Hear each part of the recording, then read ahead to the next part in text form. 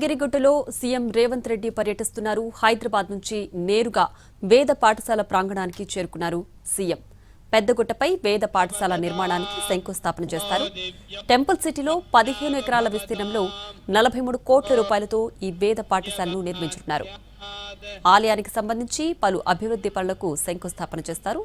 దాదాపు 100 కోట్ల విలువ చేసే వివిధ అభివృద్ధి పనులకు శంకుస్థాపన చేస్తారు.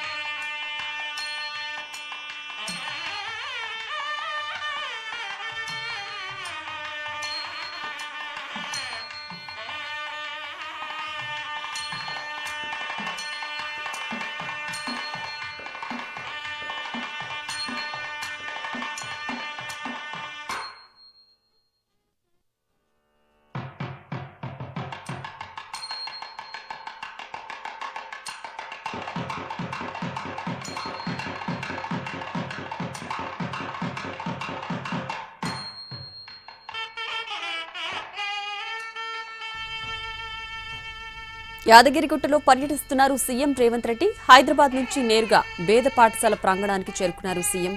పెద్దగుట్టపై వేద పాఠశాల నిర్మాణానికి శంకుస్థాపన చేస్తారు.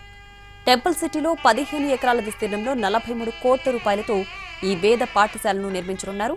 ఆ తర్వాత ఆలయానికి సంబంధించి 4 అభివృద్ధి పనులకు శంకుస్థాపన చేస్తారు సీఎం.